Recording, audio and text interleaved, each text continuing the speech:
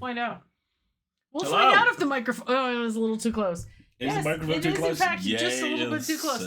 Good evening, everybody. Hello, how are you? We are here. It's just... So the weather all day has promised snow, and it briefly delivered snow. It had little tiny bits of snow for a bit, but none of it stuck to the ground to make it pretty. And then the entire town decided to just cosplay as a 1980s John le Carre adaptation all fucking day. Which is great and cruddy. You know. But we had wonderful sourdough bread and tasty, spicy chorizo and potato soup for lunch, which was nice.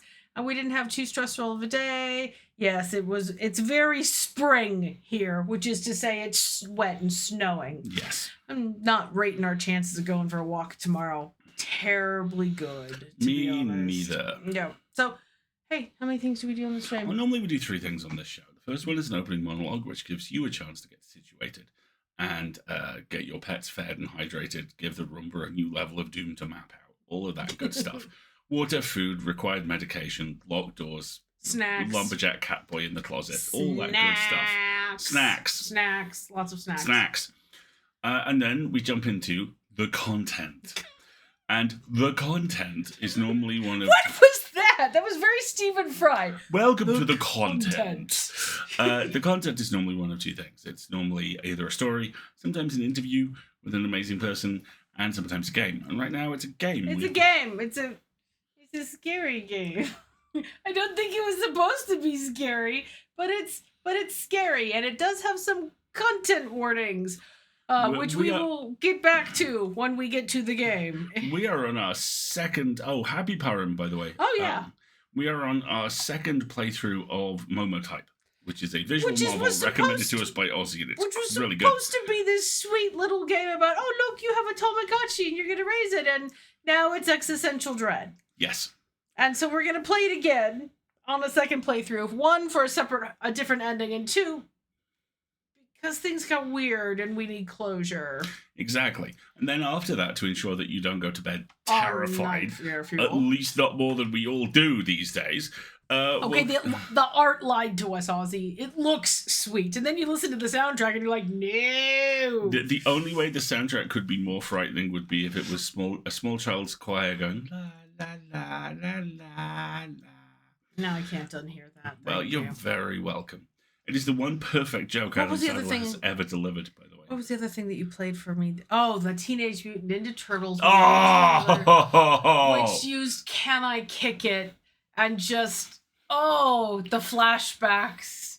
The joy that cover brought me. So good. It's not a cover either, isn't it? It's the original. It's the OG. It's so good. The self-knowledge of Seth Rogen billing himself as from permanent teenager, Seth Rogen. I'm just good lad. Yes. You know? Yes, you are. You are, and we get it. Mm-hmm. So, yeah, it's been a week. It's been an okay week so far. A slightly strange week. Just, weird shapes. I think I had Monday off work, which is probably why. Yes. It was a little difficult and weird shaped, and I'm still navigating a lot of change at the day job, and they would probably get a children's choir if this wasn't a small budget indie game, right? Exactly.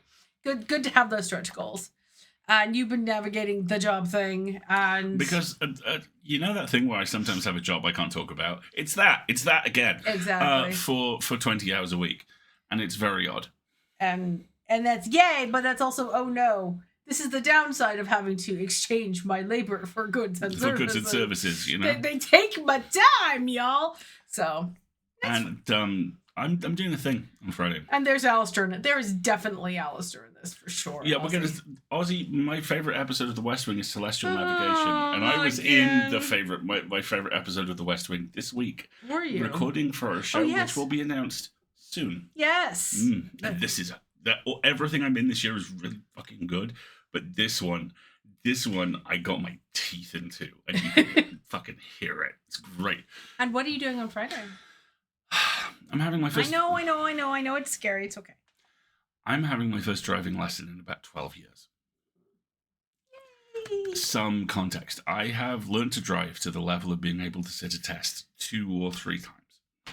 And each time... You're covered in hair. What did you roll in? Probably my hairbrush. Chances are. Okay. And your hair's... Anyway. Each time, this has perfectly coincided with entirely accidental, awful bullshit. Or rather, what's more likely is my default situation has been very stressful. And then I've decided the best possible thing I could do is learn how to drive. Do that. So we're trying to make the other stressful things go away so that is not repeated. Younger Alistair had a lot of feelings and not a tremendous amount of brain. So... Or control. Actually, it was more control. Yeah. Basically, everything was outside my circumstances. Thank you very much, Wendy. And we're going to give it a try and see how it goes. I can do this. So, the dude rung up on Monday and was like, could I just chat through your expectations with you? And I basically went, well, this all started in 1997. I was wearing an onion in my belt, as was the fashion at the time. And 15 minutes later, he was basically like, okay. And expectations have been very much set. I don't mean that in a self-derogatory way. And I'm actually not as wound up about it as I was expecting to be, but I'm not going to lie. It's preying on my mind.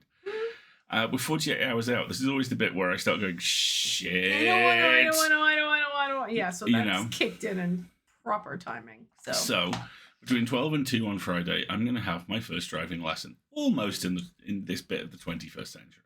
And then after that, I'm either going to go You're going to go watch a big, stupid movie. I'm either going to go watch Adam Driver punch a T-Rex right in its tiny dick, or I'm going to go and watch Scream 6. And I think Scream is probably more likely, as I realized about a week before this thing came out. I've never actually seen most of these films. You've been mainlining them for the last several days. I'm now up to Scream 4. So I only have one more. Yeah, 3 is bad. Many parts of 3 are bad. Tough on Jenny McCarthy. Tough on the causes of Jenny McCarthy. But I'm having fun with it. And 6 is out this Friday. So I got a date with a donut and some stabbing. Bring me a donut. Of course, I'll bring you several donuts. I'll bring you weekend donuts. Weekend donuts. Weekend donuts are the best. So if you've ever seen... Thank you for the kind words, folks. It is all taken in and really appreciated. If you've ever seen the TikTok, and I don't know the individual's name, of the guy with the pink beard who walks up the shot and goes, very well, here's what we're going to do. We're going to put our big person pants on. Oh, yes, I know them. Yes, do the hard thing, and then we're going to have a little cry and a chocolate. Yeah, that's your... Let's go. And I'm like, Friday is, I'm going to do the hard thing. I'm going to have a little cry. And it's Uncle Davey. Uncle Davey. Uncle yes, Davey's fucking great. Go. I am following Uncle Davey's advice on Friday to That's the letter. Fine. That's fine. It'll all be fine. And then we'll have a little cry, watch a dinosaur movie and come home and order takeout and all will be right with the world. Yes. And then it will be the weekend and hopefully things will stop for a while, which would be nice. When we will turn on the huge neon sign on the outside of the apartment block of this. He's just fuck off. Right? Exactly.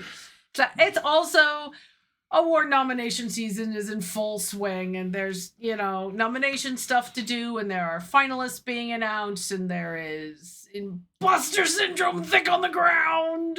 And, normally we take turns navigating that and it was my turn today. It is just, it's a girder in the asshole sideways, this whole fucking process. Okay, that's tonight's gender. Tonight's gender, girder in the asshole sideways. It's just...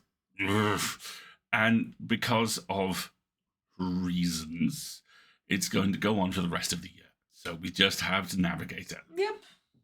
Which means patience and perseverance and donuts and breaks, and in my case, stupid werewolf books. Yeah, Margaret's mainlining the next few stupid werewolf books, which I think are amazing. Every once in a while, you just gotta read brain candy, And I have a favorite series, and it turns out there were like 3 new books, and I'm like, yep, that's about where my mental level is right now.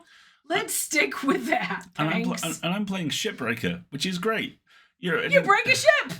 You're in immense corporate debt! You're never gonna buy your way to freedom! They killed you and cloned your body for science! Not even for science, for capitalism! Yeah, and I've now reached the level where I've got a jaunty memo from corporate going, so, we've now cleared it with legal to start bringing in ghost ships. These are ships which are found on the frontier and which are legally ours, and we have no information about them. Just break them down and shut up. And there is literally a line in there about, we take no responsibility for any non-corporeal entities you may find whilst working on this vessel. I mean, because, heaven forfend, ghost ships are misnamed. Rebecca, so that is the fucking best. Well Good done. job. Very well done. So, yeah. How far are you into unionizing? I have advised him that before he goes down the path of unionizing or stealing the parts to fix his little truck that he's eventually going to have to run away in, that he should stay on the company dime and max out all of his equipment so that when he then does have to go on the lam quickly, he's doing it in a much better spacesuit. You see, I didn't quite notice that the spacesuit could be customized for the first 10 hours. Oh dear. I was playing this, so I died a surprising amount. And it's very expensive when you die on the company dime. Including accidentally pushing myself through the materials processor and discovering that my entire body is worth $8.14. Oh dear. Yes. So my suit actually mostly works now.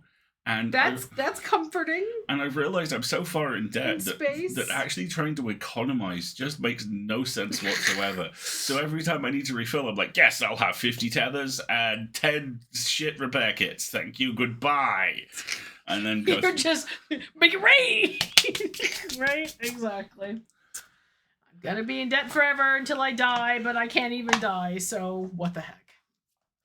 So yeah, that's how things are. A little unsettled, but we're navigating. We're doing the thing. Do we want to do an opening monologue, or do we want to just dive into this? Let's do an opening monologue. You want to do an opening monologue? Okay, all right. Let's do an opening monologue. In this economy?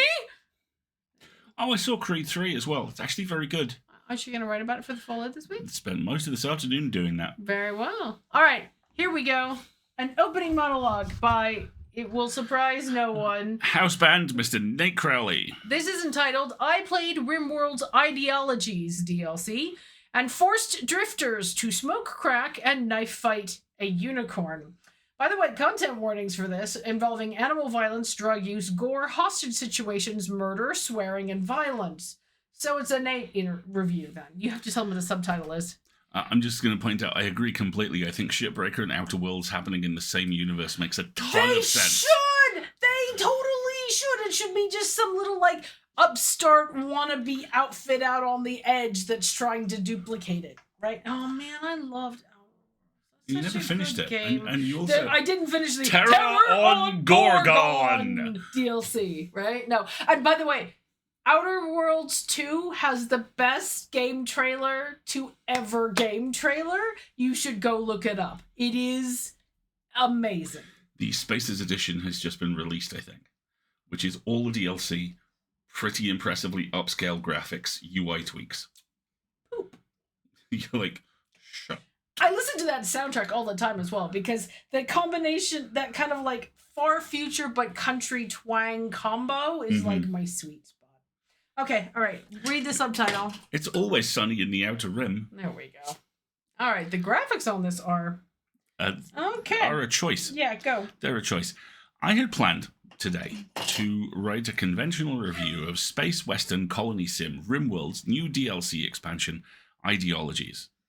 But I'm going to do something else. Of course, yeah. Because while RimWorld looks like it's about managing a settlement, it's not. You're more of a reality TV director than anything, watching a community of simulated chumps flail their way through a world of chaotic, intersecting variables, and nudging them towards the most interesting or chaotic outcomes. RimWorld is, as the game itself says, a story generator. As such, let me commend this new DLC to you by telling you a story. It's a story about betrayal, foresight, and knife fights, and also the industrial production of crack.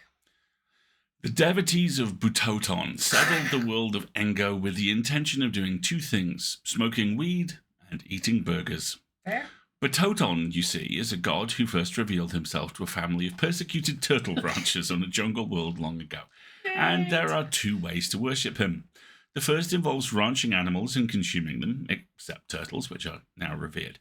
The second involves taking loads of drugs in mind-blowing ceremonies based around a gigantic bong, some kodo drums, and an ancient disco ball which fell out of orbit shortly after the colonists made planetfall. Okay, let's just go. Let's just... This, as you can imagine, has led to be a pretty happy life for this small band of pilgrims. They're led by a man named Hutch, who grew up in a fallout shelter and cooks incredibly good stews, and their spiritual needs are attended to by Max, an abrasive priest and marksman who survived an entirely separate apocalypse on a separate planet. That's not ominous. They live a simple, merry existence on the banks of the river 420. Oh, God. Butoton's faith. Memes. Wait, hold on. This is the procedurally generated Butotonian origin story for what it's worth. The early turtle ranchers of the steamy jungle world Ubanian built a great altar of Butoton to Butoton. The tree harvester could not abide the family of Butotonites and sent his henchmen to the shaman cave to divide them against each other. Butotonite savior Cindy Beltran was born on a spring morning in a humble barn amidst barracudas, and her parents were a cheesemaker and a dairy queen. Like Fair. It's fair. I got that. No, like a monarch of cow products, or like the fast food burger chain. The tree harvester's It's henchmen. Nate. Trust me. armed It's the with monarch of cow products. Pilas raided the cave of the shaman. Beltran offered them a peace pipe, and the henchmen put down their weapons. Okay, can we just move on? So, a herd of weird petrol-milked antelopes provides enough power fuel to power a TV playing 4,000 years worth of stoner comedies on loop, while food comes from the milk and flesh of a great swarm of goats. The fields grow hay to feed the goats in winter, smoke leaf, space weed, to feed the minds of the settlers, and a little bit of psychoid leaf, space cocaine, to trade for luxuries. Well, okay. Quite a lot of space cocaine, in fairness. But it's a great cash grab. The Butonian pilgrims were always kind to travelers and need. And so when 5 forlorn drifters arrived at their compound, offering their labor for a season in exchange for food and shelter, Hutch was amenable. Max was suspicious of the newcomers at first, but they soon showed interest in conversing on the mysteries of Butoton, and his fears were allayed. Alas, after a season of hard work and hard partying, on the eve of their departure, the drifters turned on their hosts. Rising from their beds in the dead of night with cold steel knives in their hands, they looted the valuables from the temple of Butoton, stabbed the beloved chief farmer Pepper in her bed, and disappeared into the night. I based the compound around a central building adapted from some pre-existing ruins, which I added to in order to make them look like a giant comedy bomb. Okay, thank you, Nate. This is where I decided to intervene. I don't save scum much in Wormworld, but in this instance, I had an idea I wanted to try out. As I loaded the last autosave, I figured that perhaps Max, while 9 massive bong rips deep into a deep chat with Butonton himself, had been granted a vision of the future and the betrayal of his fellow pilgrims.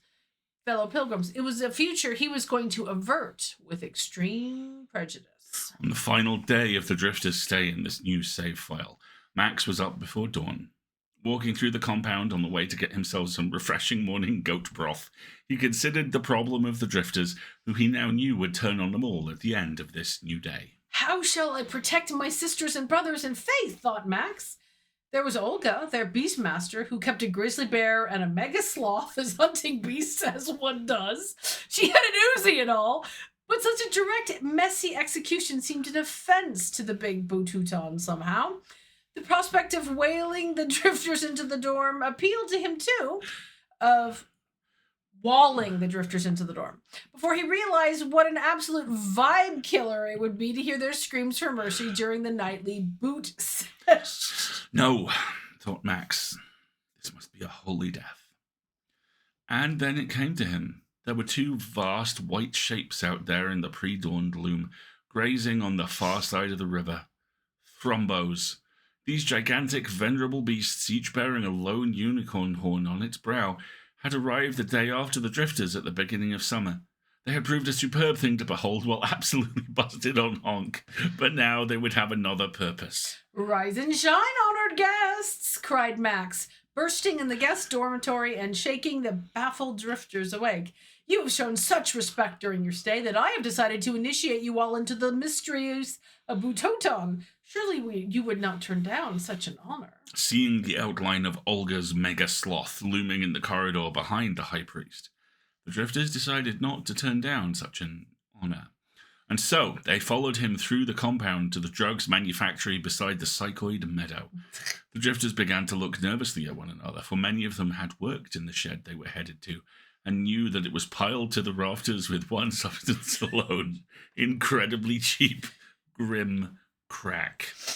I feel like this is thematically appropriate. On entering the manufactory, Max threw open a great wooden chest full of chalky, nasty rocks of crack. Time to smoke some crack, he announced warmly. True, it is not something you will have seen us pilgrims doing, but that's because crack is only to be used on very special occasions, such as this rite of initiation. I think the Drifters knew this was bollocks, but the mega sloth was still lurking, and now the bear had shown up to join it. There's nothing to be nervous about, my dudes, Max reassured the 6 with a deep, bong, roughened chuckle. Today is the greatest day of your lives. Your potential has been clear for all to see, and now is your chance to live up to it, becoming holy in the eyes of Butoton himself. Savasnarl on these, big men.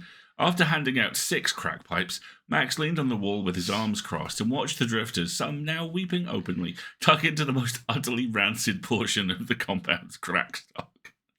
When the smoke cleared, the Drifters were in a state identical to Phil Mitchell in this one clip from UK soap EastEnders. With faces contorted into snarling purple rictuses, they could do nothing but shake and gurn as Max walked them out of the manufactory, across the goat pasture, and through the narrow gap between the limestone bluffs which separated the town from the river plain. Gaze on the majesty of nature, said the priest, pointing at the distant Thrombos. The finest beasts in the whole of the rim. The finest meat, too, it is said. And Butoton does respect a nice meat supper, doesn't he? My dudes.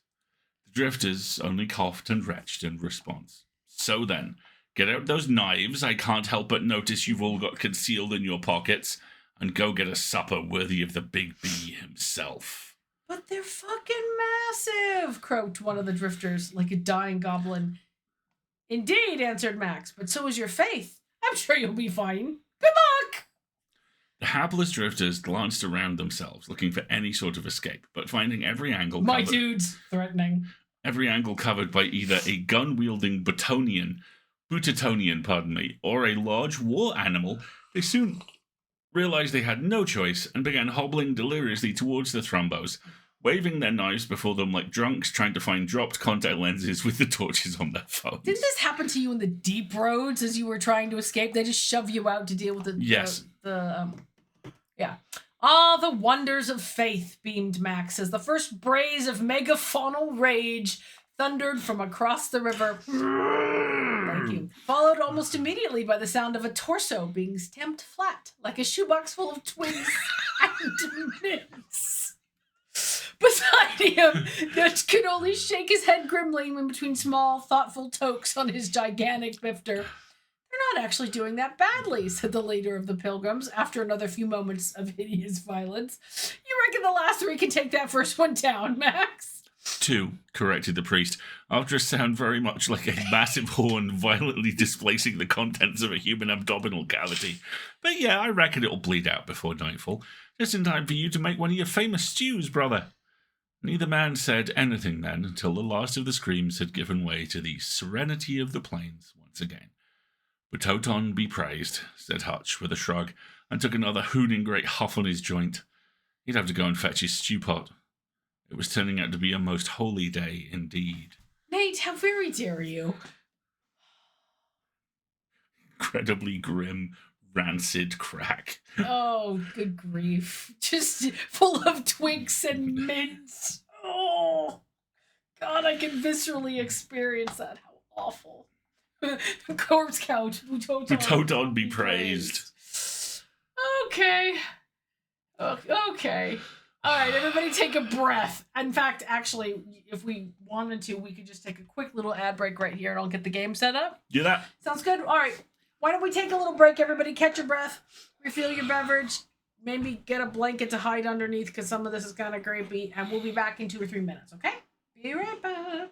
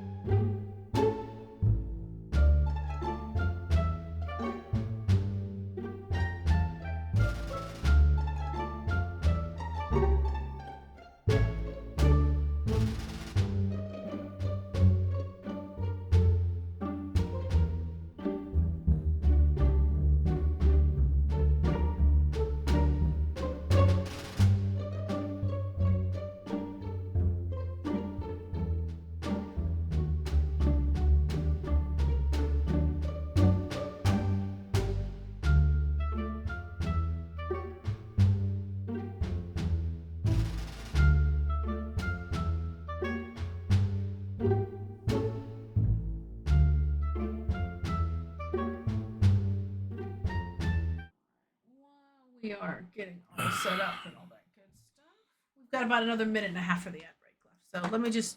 Don't put your tea on my headphone cord. That would be bad. He's bad. Or your hey Zalia, or your headphone cord would be caffeinated. Oh dear. Also I think bad. we're not currently hearing the sound, so I'm glad we've come back a little bit early. Everybody who can see us right now, we're just working on the things and the stuff. Oops. Nope.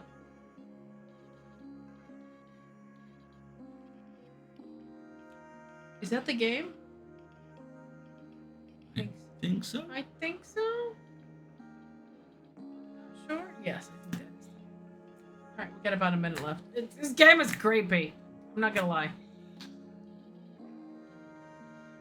Has the music changed?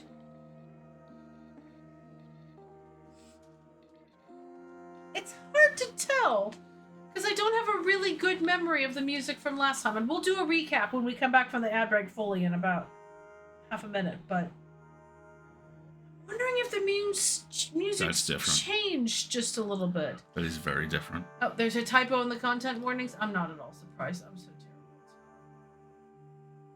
Parasite. Okay. Nice catch. All right, let's give it just another 10-15 seconds. Quick. Dahlia, how much time are you spending in Lightfall on a scale of 1 to all? Yeah. Yes. The answer is all. My client pleads Mambo number 5. Right? Precisely. All right, everybody. We're back from... Did Google lead me astray? What's the matter, Dougie? Less than last week because I'm back at work now. Well, I just found out when Alistair's going to take a week off of work, and that is when... What is it? Starfield. When Starfield releases, i.e. Skyrim in space. The people have already made jokes about, oh, okay, so you gotta wait 3 months for it to be properly patched. But it will be fully moddable. And Forklift Friend. Forklift Friend. His name is... Do you know what his name is? No. It's Vasco. I.e., which reminds me of the pirate character from Greedfall, which makes me very happy. But yes. In any other week, that would be the best NPC name I would have heard. You've heard a better one. This week. Okay. Because time is horrifying. And a flat circle. We are rocking up on the 30th anniversary of Deep Space Nine. Oh, you shut your whole entire face! Right. And one of the things that's being done to commemorate this is a new comic. And all the IDW... Exactly, Goblin! Exactly! All the... I did not romance him, I romanced Kirk, but it was a close thing. All the IDW Star Trek comics are great, and we don't have time for me to digress at length about just how good they are. But this is a one-off, I think, graphic novella set immediately after the Dominion War. Yes. And before Cisco does the things Cisco does, where Quark gets paid in dog. Specifically, he gets paid in a purebred corgi. Apparently the last remaining living purebred corgi, and the name of the corgi is Latinum. The corgi is named Latinum, and I need it. I need it very much. So Quark is going to get a doggo who is all butt and feelings, and it is just going to be horrible for him. It's just gonna be amazing. Right. We return to MOMOTYPE, and let us do not only a brief recap, but one heck of a content warning, because folks, this game has content warnings. Where are they? Here they are. So horror themes, mental health and trauma, reference to plague. Patricide should probably also be mentioned. Is there a generic term? Because patron is father and we are parents, so... Keep talking. I will look it up. I'll do a I'm research. sure there's a gender neutral term for parents, but parent side. There we go. Okay. So last time we did our first playthrough of MOMOTYPE, which is you and your government-issued child, sibling, toy enrichment activity. We're not quite sure. Kick it around in your house, and you raise it, and you make some decisions about how to raise this child, i.e. mostly by television. And the child has a bit of an existential crisis, and you have very weird prophetic dreams. And changes shape.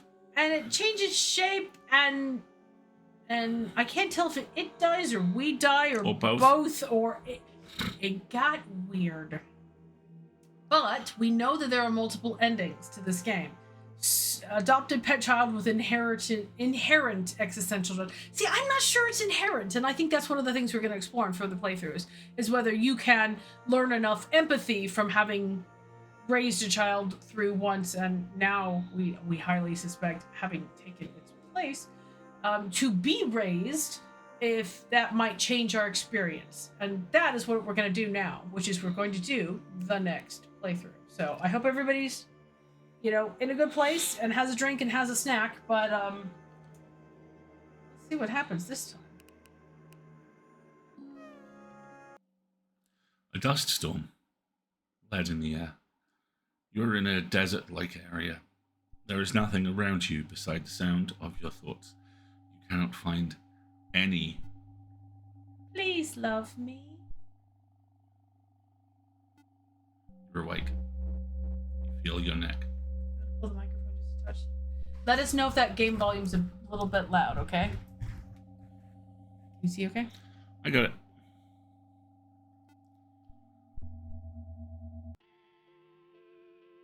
Though it has healed, your throat has marks lining the circumference of your skin. They are deep and shallow. The marks will not go away. Okay, that's where we're starting? You are back in your little Quonset hut suburban utopian. Ooh, alrighty then. A voice playbacks in your head. Most variables, your house for example, or the lining of the furniture. The lab head had been focused on the monitor the entire time. These will be our control. What you decide to do with him, these are the independent variables. The Imitato Corp logo with its trademark helix is adorned on the mantle of the lab. Okay, so did we just wake up in the lab having experienced this through an alternate reality? No, I think we're flashing back to it having done the whole, Pika-child has gone kaiju-sized and existential. I'm not sure. JJ, since you're just joining us, I'm going to flash the content warnings back up on the stream because they're a bit burly for what the art would imply in this game. Yeah, this is MOMOTYPE. It is a lot. It's very good, but it is a lot. Alrighty, let's keep going. Why does everything need to be the same? The lab head has looked up. Trial and error? I assume you know what that means. The lab head is being genuine. Mapping a neural network begins with specificity. Only then can we generalize patterns on the macro level. Your case, she stops for a moment, my apologies, was the most promising. She continues. Remember, and this is important, we're trying to collect new data, not old. Those new permutations are what we need, and there's no point if you raise this one the same. The lab head finishes. Do I have a choice? You ask. Lab head smiles. Insofar as you control how the monotype is raised, yes. Whatever style you choose, keep it consistent. She looks back to her monitor. You're back in your room. You hear a noise. You open the door to your apartment complex. There it is. A new monotype laying in a basket. It's sleeping soundly. So are they just kind of... This is chapter 2. Dialing out the fact that... Okay, so this is chapter 2. This isn't... We're playing it They are. Another time. This is... Okay, try again. They're iterating on a live populace. Oh. You literally got your throat crushed by Hippo Monster Furby, and capitalism was like, you still haven't done enough for us. Okay. Over. It's virtually the same as the monotype you previously had. Keep it? Well, they don't give us a choice. You take the creature inside. Please love them for the best results. Or don't. It's your decision. Love, Imitato Corp. You decide it's time for bed. Just a second, folks. I'm going to turn off the fan. Which is currently running, which is a little distracting. I'm trying to absorb the fact that we apparently got simulated killed and they just sent us home with another one. Good God. You're dreaming of Momo. Which Momo is it, though?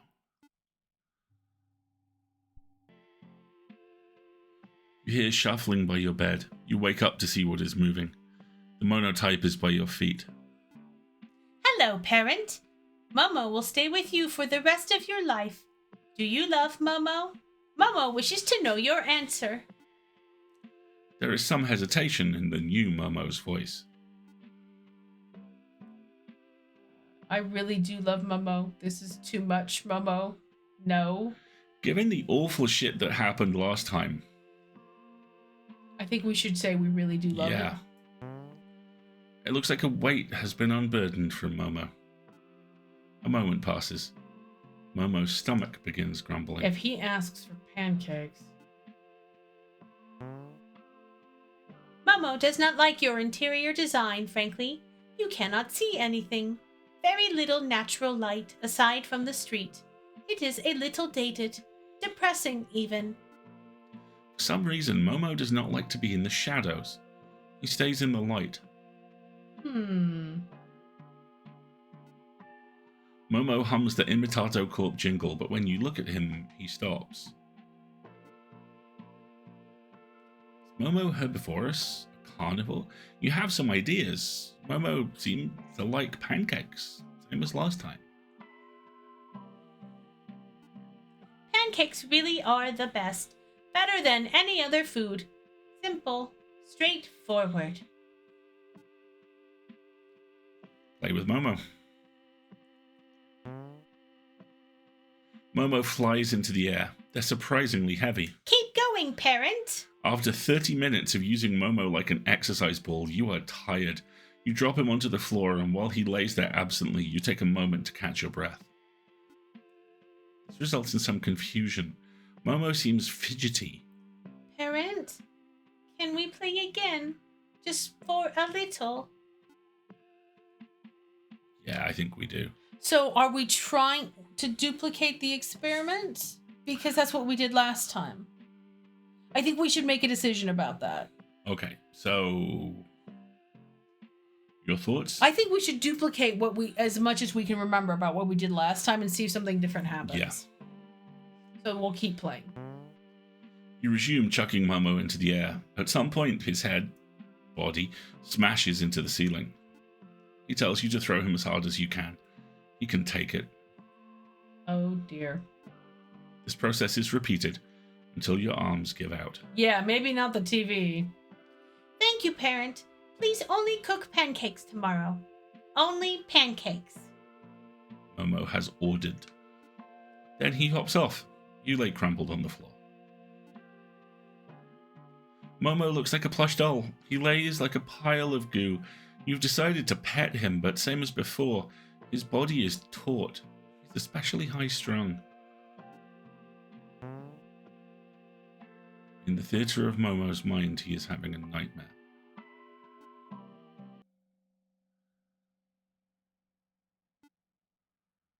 What did you say? It's an empty space. You cannot hear anything.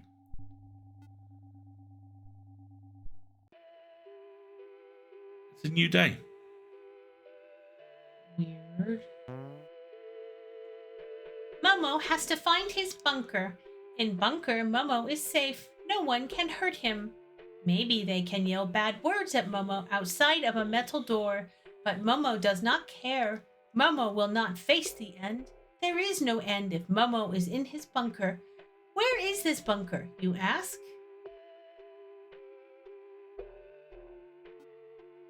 Momo stops to think for a second.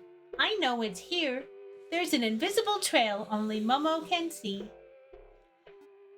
Momo pauses. It doesn't smell like pancakes. I was gonna say, does he just need a little cardboard box? I can arrange that. Momo has not yet decided what to eat. You want him to try new foods. This is familiar. What should you give him? I can't give him pancakes. We gave him an artichoke last You time. give him a steak this time? Let's try giving him a steak this time. Let's not give him a cigarette. This was once made from a cow. Where do they live? Once you explain that they live in mass industrialized farms, Momo stares at his plate. Is it okay to eat cows? The actual answer is probably not, but humans do so anyways. That does not make sense, parent. Momo responds. He eats the steak anyways. It makes no sense. Is Momo human? He asks. Momo wishes for you to be straight with him. Momo already knows he is, but he needs confirmation from another source. Ooh, sorry, wrong way. Is Momo human? He asks. What did we say last time? We said no. We said no. No, he's not human. By the way, because we've got the back button, if you want to go back to and not exercise him so that he hurts his head, I we don't can think do him that. bonking his head has anything to do with it. Okay. I think it's just flavor text, but we'll see. We'll try that next playthrough. Okay. Not exercise too far. And I think sticking with the last plan, which is not lying to Momo, which is, no, you're not human. Stop. None of this matters. What matters is if Momo is human. Why should you even think about caring for other things? Yeah, lots of that apple art in the background. I don't think we've seen any apples with bites out. We've just seen apples with hearts. It's a smart idea. Because you should care for all living things, wouldn't you agree? Because it's mutually beneficial. You get food and room, and I get a pet. We said all. Yeah. You should care for all living things. Momo looks up at you from the ground. Momo thought care was only reserved for humans. That only humans could accomplish such a thing. I never thought of it that way. Reserved for humans? This line you take a pause. Why would it be reserved for humans, you ask? Humans are everything. They always have been and always will be. Today you've decided to God. show Momo the world through your television, a reflection of the real world. Can we not? You place Momo onto the couch where they can browse a selection of different shows. Momo does not know what television is, however. You turn on your cable box. It's the same things. We have no choice. Do you want to do them in a different order? Let's try Dragon Sphere first this time.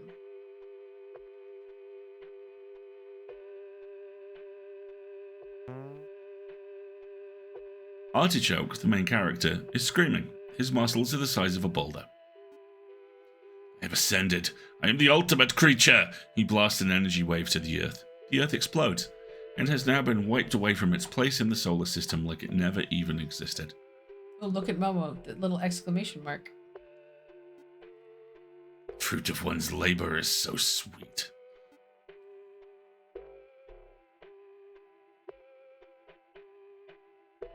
Do new sheriff in town. Let's do new sheriff in town. Yeah, I don't get any choice about television babysitting. Sheriff Dudley, the main character, has been drinking at the bar. It's 5 a.m. This is the 7th season of A Sheriff in Town. His wife barges in through the wood gates and twists her head, searching for her husband. Dudley, what in God's name? Dudley, clearly drunk, is unable to say anything. It's not out of embarrassment, it's because he physically can't. You lout.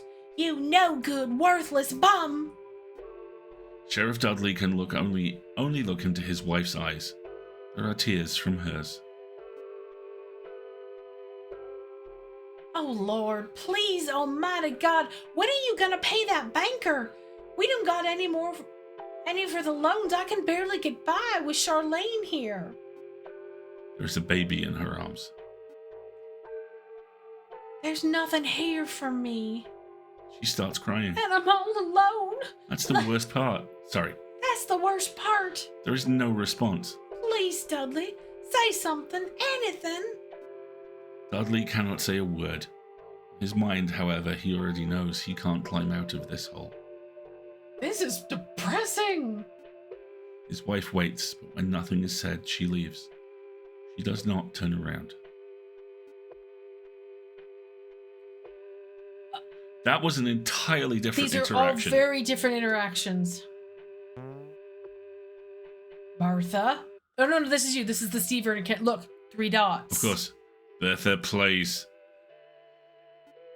This is a documentary about the man from Down Under, a hardened survivalist who is now being divorced by his wife. He is commonly known for his series on hippos. I didn't mean it like that. Ted, this is a thrill. I can't go to bed without you talking some shit. Here, have some more cake, babe. Don't lose the handles, babe. You know this will be over, babe. Do you know how toxic this is? The man is quiet. I mean, what am I to you? Dark She asks. timeline, Steve Irwin, right? He mumbles. What, Ted? A little banana cream pie? The woman, Ted's wife, stands there staring. After watching TV, you decide it's time for bed. This art doesn't seem to have changed. It's still the heart shapes on the apples. Yes, it is darkest timeline. Steve Irwin if he was a total mess.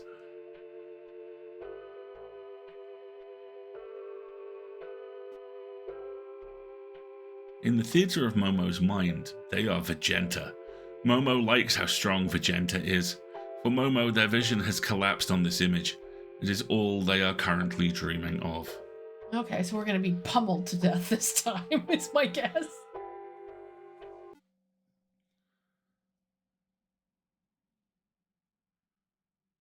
There's a I think this is Momo. I think it is.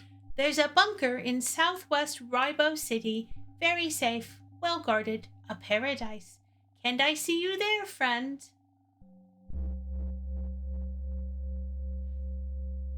Is this the Other side of the conversation that we were having with the shadow I think it might be. last time?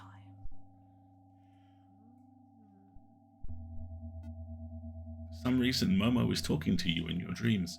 Again and again.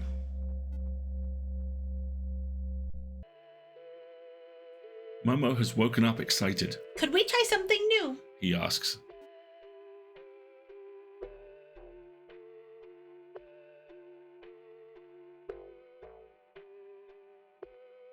She's looking up at us again. Momo has the hair of Artichoke. It's a lost item from your cosplay days. Regretfully, you've still kept it. Momo, my heart! Look at that cute child! I am the ultimate creature, the paragon of all mortal beings. Momo stares at you. His hair is a bright yellow and his limbs non-existent. I think we should play We it. play along. You charge at Momo. You won't get away with this, Artichoke. I swear on all the lives you've taken. After numerous energy waves and manly screams, both of you are beat. 2-for-1 sale on all monotypes. 2-for-1. Buy one, get one free, courtesy of your local Momo supplier.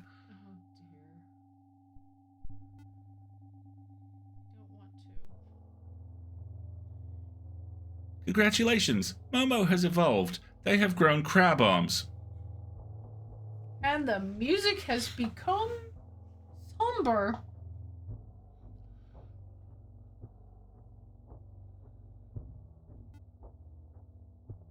Some part of Momo knew that Momo would not grow up normal. Was it too much to ask for? To be human?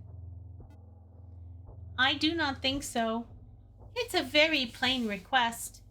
It's the most simple request, parent. Why can't it be fulfilled? Why can't I just have something resembling it? Why did you kill him, Artichoke? Vegeta has tears streaming down his face. He was the only one left for me, and you took him. Artichoke, his muscles giving off steam, holds Vegeta's son by the nape of his neck. He throws him against the cliffside, and it shatters into a flurry of smaller boulders. Vegeta rushes to his son, but his eyes are blank. It's simple. He was weak. Oh dear. Vegeta screams. The TV cuts off. An ad is playing. Please don't be the Momo ad again. A friend tomorrow is a friend for life. Order a monotype today. The digital meets the physical, the most real, organic creation of Rimatoad Corp. Almost like a human child. Momo has been staring at the screen. They have not moved, whether by intention or not. You realize your mistake before it's too late. Supplies are limited. Get your very own friend today. Genetically bred to love humans like a real child. Oh god. The shot cuts to an eerily similar image of a monotype. Isn't that right, Momo?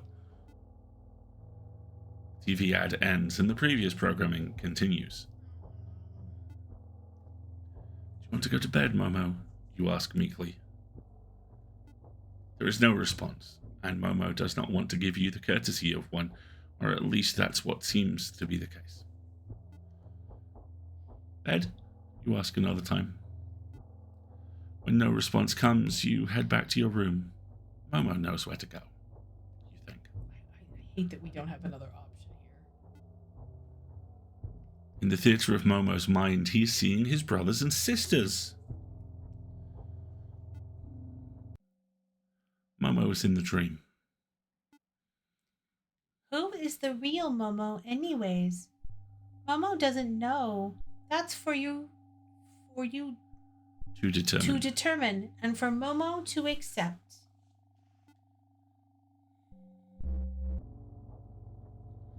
Momo is not in bed.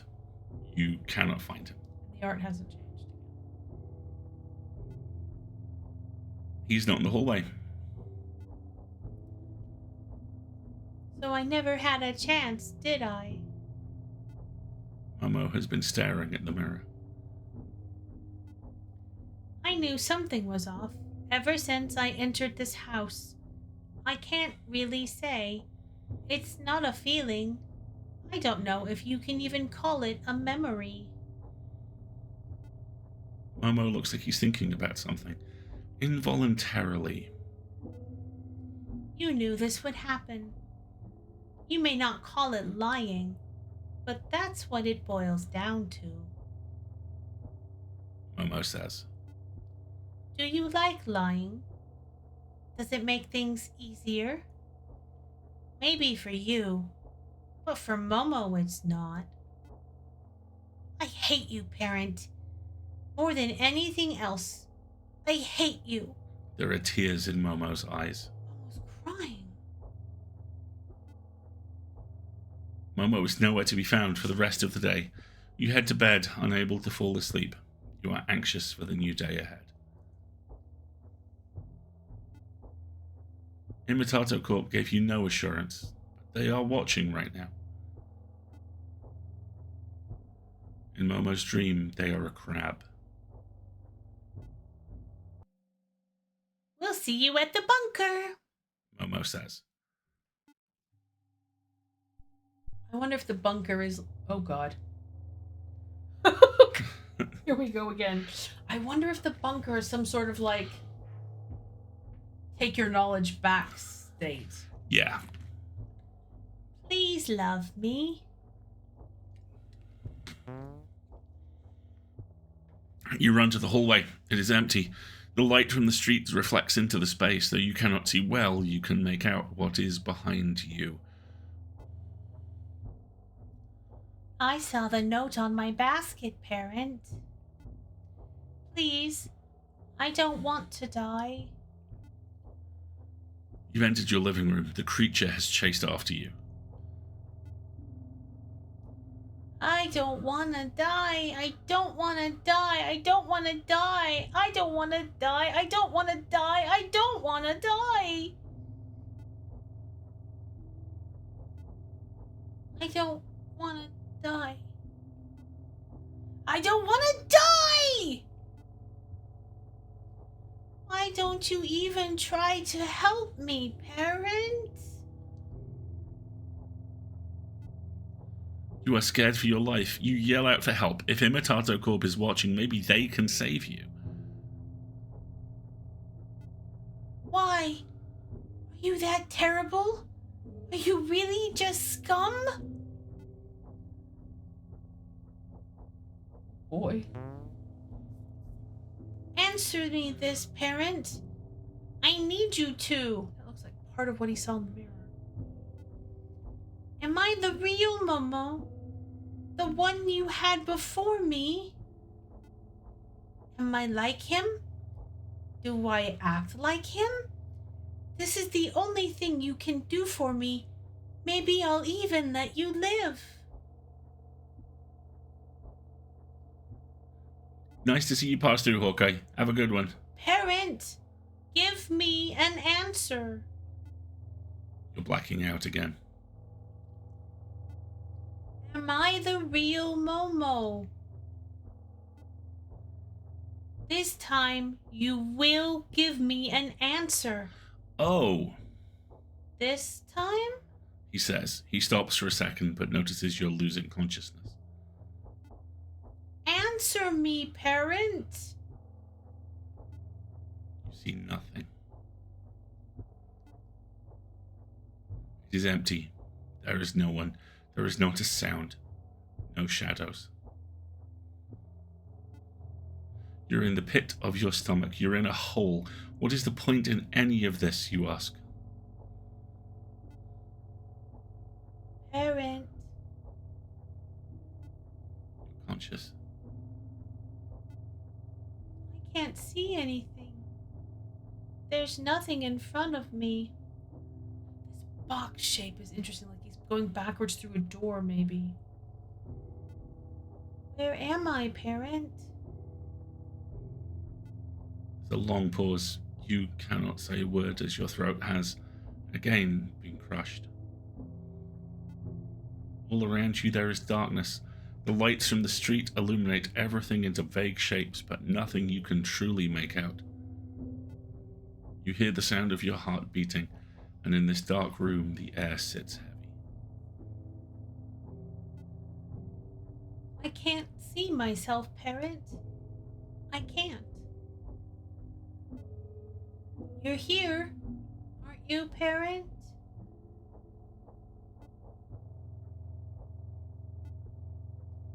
Do you think we could still be together? I'd be willing to still be with you, parent. I still love you. It doesn't matter if I'm the original or not. None of that mattered in the first place. Deep in my heart, I already knew what mattered. Momo's large body approaches you. They are warm. The temperature is tepid, and Momo has relaxed. You've detected a shift. Interesting. Momo has turned to you. You've treated me like your son, parent.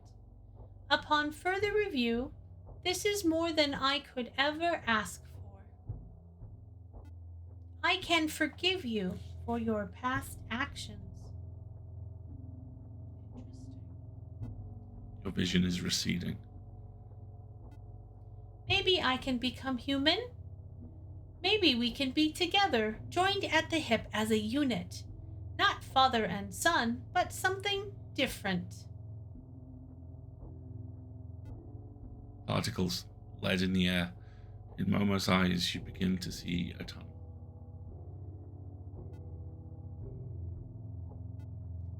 What will it be like? I'm sure we'll be okay, as long as I can be with you. Momo has begun to open their mouth.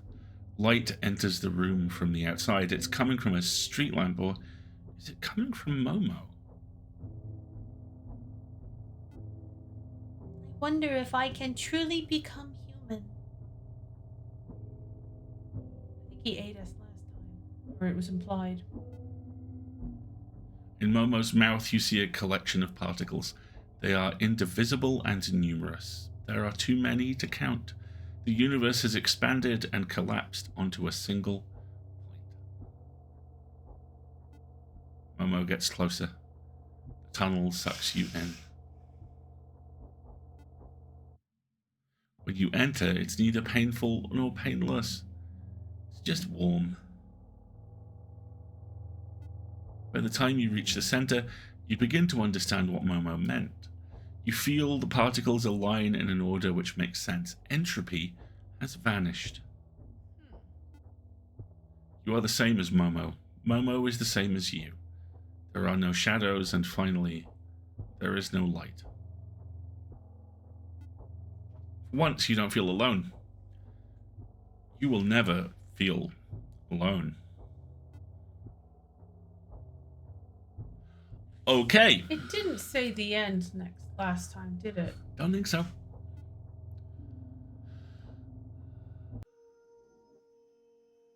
Achievement unlocked. Love is a union.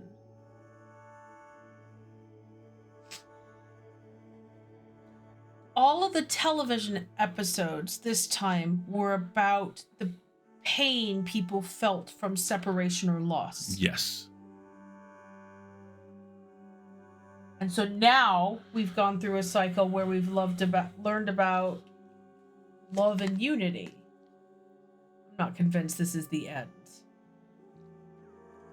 I think there is one more ending.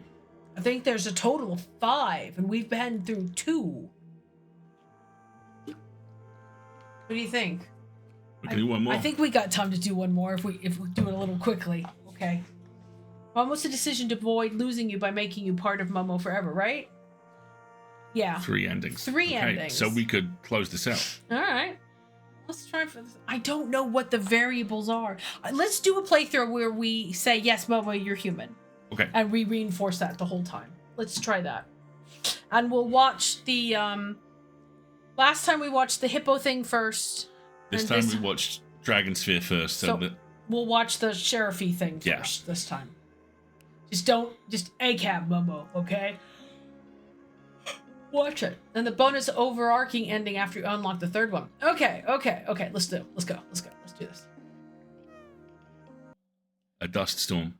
Lead in the air. You are in a desert-like area. The sound of your thoughts bang on the hollow mold of your head. You will break if it doesn't stop. The last time, you hear a voice say. Yeah, I agree with you. The TV ad reverting Momo as a product might be particularly shocking. But I'm hoping that the stack of the narrative, such as, no, we love you, and this time we think you're human, might be enough. You're awake.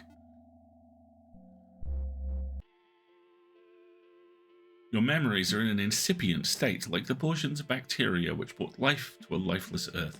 It only takes some time for the catalyst to appear. You hear the jingle. You remember. Come on, I know you wanted to do that other intonation. You go ahead. Test defenses looking for weaknesses. You hear the jingle. You remember. You hear the jingle. You remember. Now you have to go see a dinosaur movie tomorrow. You see the Rimatoad Corp logo. I'm sorry. I really am sorry. The brows of the lab head, cleanly plucked, are furrowed. Our agents were told to interfere after a certain point. When we noticed the change in your vitals, we gave the order. She seems apologetic. I can't imagine how taxing this is for you. She puts her hands together. It's okay if you feel tired. We'll provide you with any psychotherapeutical treatment at no cost to yourself. She turns her head, not wanting to look at you. To wait for capitalism. None of this is fair, but I'm not going to mince my words. We need the data. There is a stone in your torso that has descended through your leg, past the popliteal artery, and finally into your feet. You are stuck. She looks straight at you. Your compensation, your safety, everything is guaranteed. She points to the code on the screen. The MOMOTYPE can't harm you, at least fatally. This is by design. He's just an AI. The Momo, your therapist. The Momo can't harm you. Your Momo. Parent! She sighs. It'll all be over soon. You're doing far more for us than you could have ever possibly known, and we really appreciate it, genuinely. I mean, we're not going to do anything to help. Momo has returned home. You thought he was gone for good, but he's back. Great news. Momo is so cute. Keep it. He's my little buddy. Of Of course I will. You take the creature inside.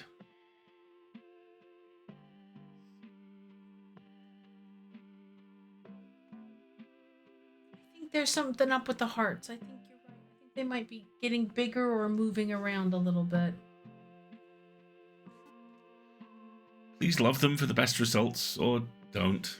It's your decision.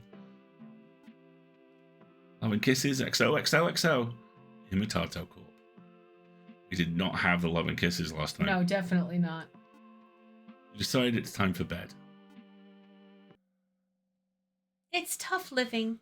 I think it's the greatest challenge anyone could face. It's already such a lonely experience.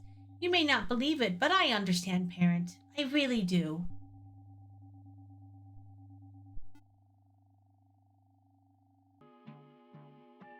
You hear shuffling by your bed. You wake up to see what is moving. The MOMOTYPE is by your feet. Parent! Momo is staring up at you, same as last time. Do you love me?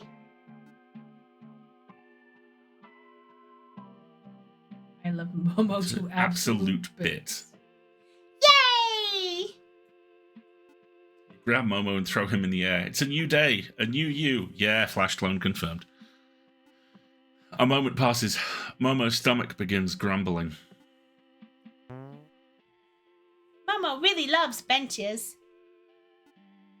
Momo hums the Imitato Corp jingle, and when you look at him, he continues, happily. You don't know how many pancakes you've made at this point.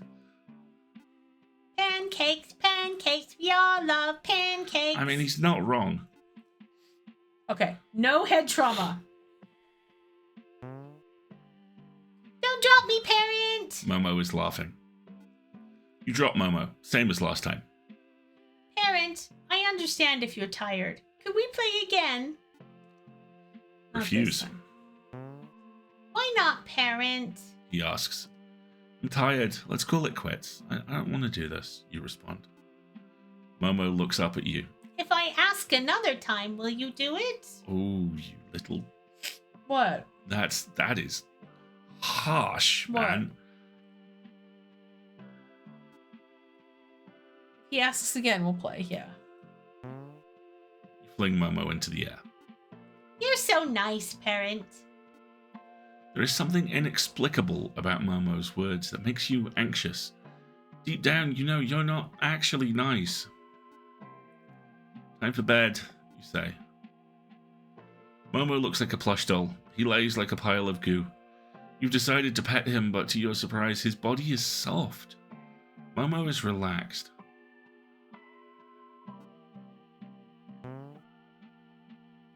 In the theater of Momo's See? mind, he's thinking about you.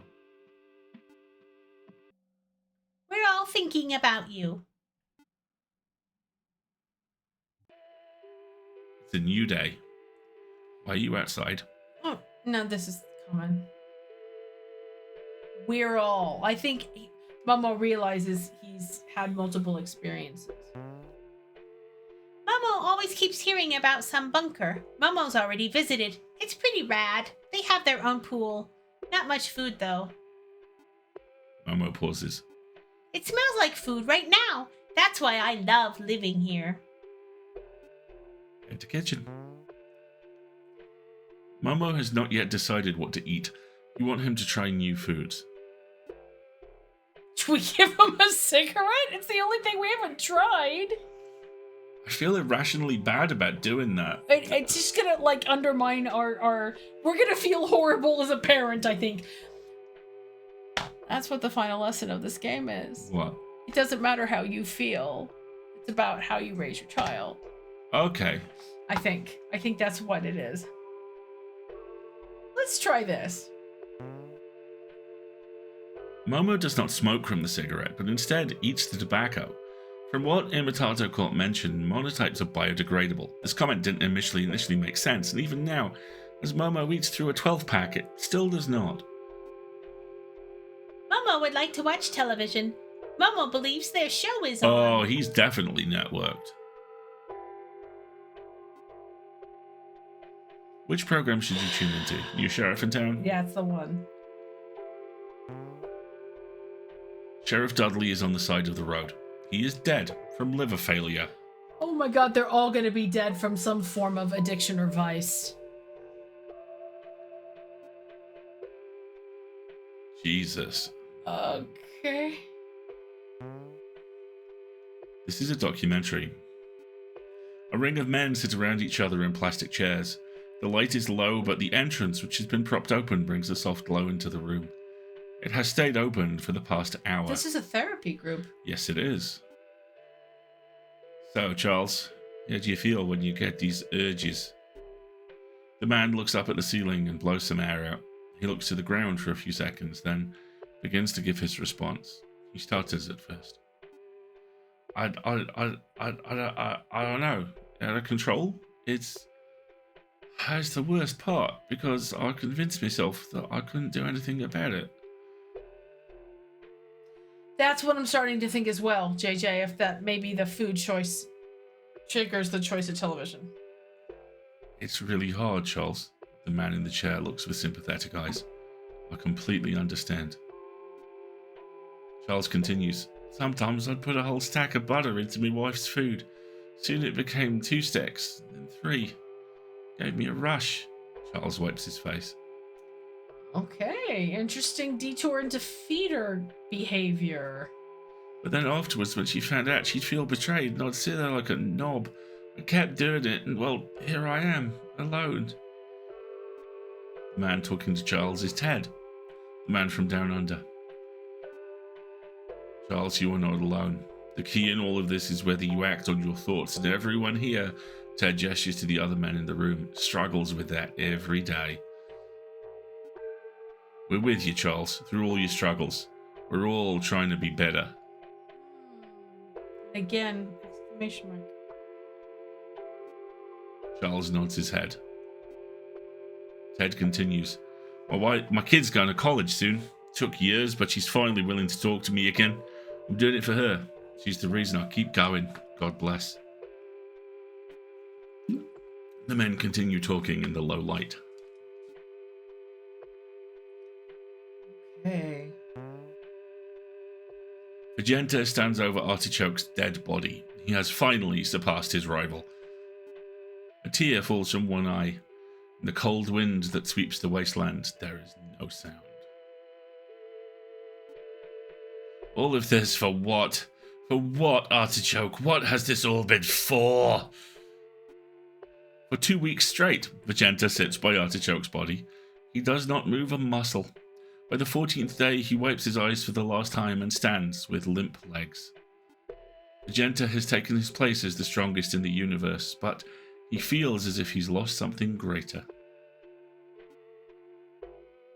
After watching TV, you decide it's time for bed. In the theatre of Momo's mind, they are a sheriff. He admires Sheriff Dudley for his consistency. For Momo, their vision has collapsed on this image. It is all they are currently dreaming of. Look at his little moustache. The mustache is adorable. Not like in the gun, to be honest. There's a bunker in southwest Ribo City. Very safe. Well guarded. A paradise. Can I see you there, friend?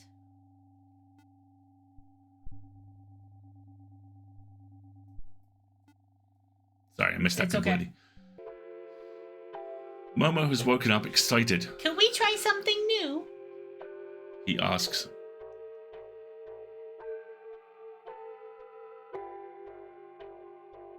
Momo has the hat of Sheriff Dudley.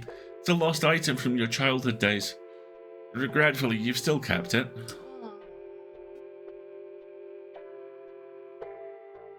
That's your line. Give me my alcohol, son. No, that's him. Do we want to play along with alcoholism? I think we should draw a line and be like, no, we're not going to encourage this behavior. Have a shot with your old drinking pal, parent.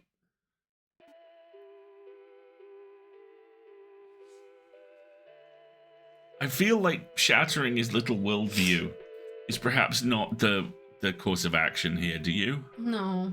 Let's take a break. Sure. Momo responds. You make a few pancakes, some for you, and some for Momo. You both eat together, side by side, on the kitchen table. It's quiet, with some idle conversations strewn in between. Despite the silence, Momo seems content. His cheeks are flushed. He looks happy. It's boring without you, parent. Can you come see me, please? Pretty, pretty, pretty, please. I think we've had that before. We have. Congratulations, Momo has evolved. They have grown a snake tail. I look like a snake. Momo pauses for an inordinately long time. It looks like he's thinking. You are prepared for the worst. That's kinda cool. Not Momo's preferred choice, but no harm, no foul. Fuck. You're right. That's the first time he sees his... Oh my god. Good observation, Stitch. Momo hops off. You're both watching television. Oh, The no. news is on. The recent surge in the MOMOTYPE craze, a self-proclaimed robotic pet, has led to new phenomenon in child rearing. An Imitato Corp representative is on the air, speaking. We're obviously very happy at the reception to the MOMOTYPE. When we designed it, we looked at the unconditional love of parental-child bonds as inspiration. MOMOTYPEs are designed with that in mind. Newscaster responds. Are monotypes conscious? I mean, what good is a pet if it's not alive or thinking, for that matter? The man responds. Well, at a basal level, it has agency, like a neuron. Of course, no one really knows if a neuron is conscious or not. But that doesn't mean that it can't scale into what we know as intelligence. Scale. So, volume. What's interesting is that a neuron, or any cell in the body, still acts selfishly. The representative widens his eyes, but the boundaries of what the cell considers the self begin to fade when scaled to something like an organ. Interesting. So you get enough of them together. And... This is beyond the newscaster. The representative continues. It means that a neuron will consider the system and everything within that system as one and the same. There is not a single selfish agent, but a multitude working with maximal cooperation. Self is no longer limited to one agent, but multiple. It's expanded. In other words, it's defied the evolutionary purpose of reproduction. The cells still operate on the principle of selfishness, but it's not that in reality. It's unselfish. It's true love. Newscaster stares at the man, and she turns to camera, confused. Very cool thoughts indeed. Thank you for sharing. Would you like to take over, Kate? The TV ad ends, and the previous programming continues. Yeah, they're aiming for singularity. Well, that was weird. Momo had no idea what he was saying. Momo hops off to bed. This is all very new territory. You complete a quick phone call to the lab head before you call it a night. He's not having the same reactions as before, you say. We've been watching. It is abnormal, but it's ultimately something we have to analyze retrospectively. Keep going. This branch still holds value, albeit it seems like an entirely new one. No worries, we'll be monitoring. Head to bed. In the theater of Momo's mind, he is seeing his brothers and sisters.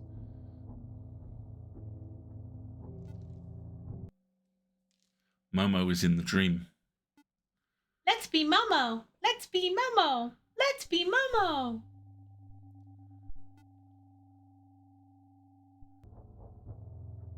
Momo is not in bed. You cannot find him. He is not in the hallway. Momo is staring in the mirror. And now Oh dear. the perception is distorted. Wow, my reflection looks so cool. I never considered how cool it'd be to have a tail. Momo is definitely reacting differently. Each time Momo met you, the link would get stronger. Momo is the same as them, but, well, not the same. After I met one Momo, I met two Momos, then 3, Then 10, then 100. They're all there. I think you'll want to see, parent. It'll be fun. A little scary, but really for the best. Momo is nowhere to be found for the rest of the day. You head for bed, unable to fall asleep. You are anxious for the new day. Yeah, I think we're about to get jacked in. Imitato Corp gave you no assurance, but they are watching right now. In Momo's dream, they are a snake. This is a momentary image, and it fades quickly. Snake is Momo. Momo is Momo. Everything is Momo. We're about to Grey Goo. We'll see you at the bunker. Momo says. You wake up. Momo has not surprised you. You run to the hallway. It is empty. The light from the street reflects into the space. Though you cannot see well, you can make out. What is behind you? Parent, do you know what happens when we die? It's sad, right? You turn to Momo. Their face is soft. You dare not move a muscle. This is a repeat of last time. Your throat aches. It's very sad, you respond. There is an immeasurable silence between the two of you. Despite his size, Momo's face strikes up some parental instinct in you. Sometimes I realize how small of a piece I am.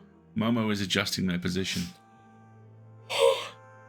I can't really stop it, nor was I able to. Momo's been waking up again and again. Momo is okay with that. He wasn't at first, but now he's come to realize it's been nice, only... Momo turns to you. Momo won't be able to see you again. Just when I realized dying meant nothing. Now it means the world. It means not seeing you with my own eyes. It means there is no Momo, and therefore there is no you. That's what I don't like. He sniffles. So do I. Oh! I'm okay. They take a long look at you, trying to burn your image to their retinas. Momo's been preparing. I gotcha. Let's just take a breath, okay? I'm here. At the very least, Momo wants to see the world outside of this room. There we go. From his own eyes and not anyone else's. At this point, this is the only thing Momo can do. Momo will say goodbye to everything for one last time. Right? This is an absolute speed run. Now he's become zen with being a hive mind and he's about to ascend.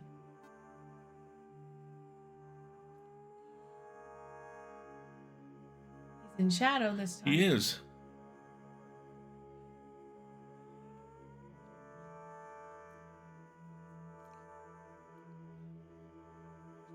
Momo has left your building and entered the streets. They are approaching the walkway which divides two separate train stations, one going downtown, the other uptown. The tunnel is lined with panes of glass. Momo looks inside. So many people.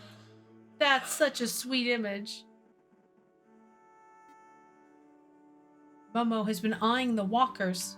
None of them have noticed. That man looks just like Sheriff Dudley. He has a big mustache. That other man has bulging muscles. Is he related to Artichoke? Momo stares, amused. This is his first time outside. Amid the noise of local trains, Momo has been standing in relative silence, at least to those walking. Will you be my new friend? He asks. There is no response. Momo has been ignored, or at least that's what he believes. Please. I want to make at least one new friend before I go. Again, there is no response from those passing by. They are continuing down the walkway to and fro. There's more on their mind than what is currently outside, and they move collectively, unaware of Momo, with their heads focused either on the ground or what's in front of them. Momo is still staring, eyes vacant. Finally, he gives in. Please, will any of you be my friend? His voice is distorted through the glass, but this is enough to raise the heads of the walkers. They look first in genuine surprise and then in terror, and they run. The walkway is clearing out. Some people are screaming. Where are you going? Please don't go. Don't leave me alone. Oh. It has been approximately 24 hours since Momo was spotted. For the first few hours, lone passengers would walk down the tunnel, attempting to get to their respective trains, so it would only be interrupted by Momo asking the same question. Can you be my friend? This continued for the better part of the day until the authorities were contacted. The police surrounded Momo without specific instructions. They did not know the protocol for the creature which now stood in the middle of the city street, staring at the walkway and intermittently asking any passerby if they could be his friend.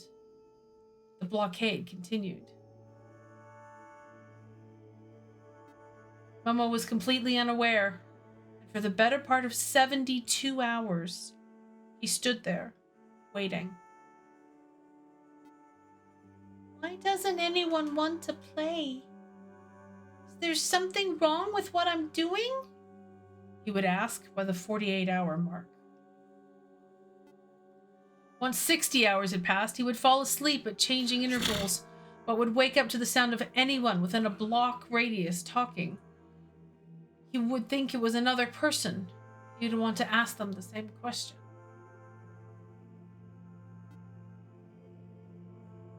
You had yelled for Momo to come inside, but despite all your attempts, he refused each time. He said he was too big to fit inside. It was a childish string of logic that Momo would be insistent on. By the 72-hour mark, a little more than a week had passed since you'd received Momo. By this point, he collapsed on the street. Whether by exhaustion or if this truly was the natural lifespan of a monotype, Momo could not continue.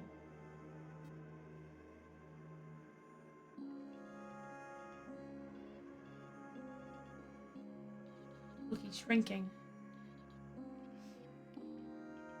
The shadows encroaching his vision, the light from Momo's eyes faded into a neutral oblivion. Police noted that they heard the creature say something before he was rendered inert. At this time, most officers were by their cars eating donuts, wondering when they could go home. Parent? When you rushed out to the street, you cradled Momo. You saw the wrinkle of what seemed like a smile on Momo's face. He was already smiling before you got to him. He started smiling most likely when he evoked your name. Momo has died.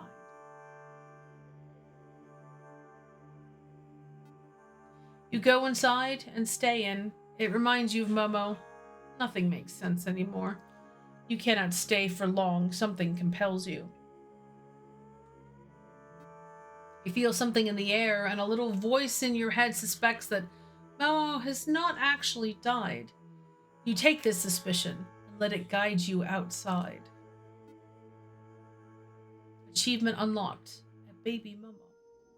When you head outside, it is the same empty street, your corner of the block.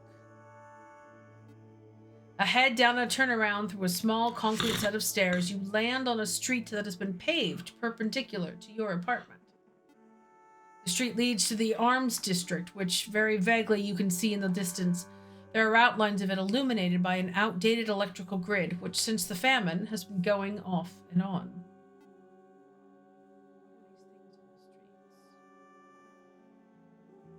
In a line all along the street and leading to a blotted sphere on the horizon are monotypes. Yeah, since the famine. Oh, we learned that at the very top of the game. You okay? Oh, yeah. I gotcha. Hi, Momo. That's probably you. Hi, Momo. Some of them say to each other. A collective sea of Momos are heading in a straight line to the arms depot. Some of them look around, interested in the bright lights around them. Most, however, continue onwards. Of course we're going to. This is the Arms District. Various steel depots have been built on a barren field. The field is filled with wild wheat, none of which is edible. As you get a closer look, you realize this is it. All the monotypes are heading to the bunker, specified in your dreams. This is the zone that was created to be the main defensive front for the city. It's a wartime relic. The building seemed to warp towards a singular point, like a funhouse with a single exit.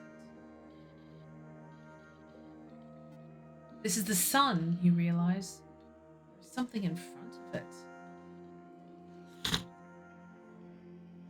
Until you finally meet him. Oh boy, this has gotten ominous. Hi, parent. It is a giant Momo. Your mind is running in loops. At this point, you have no decision to accept what's in front of you, though you don't even know if it's real. I'm glad I lived long enough to see you. It hurt Momo's feet to walk all the way here. He does not have.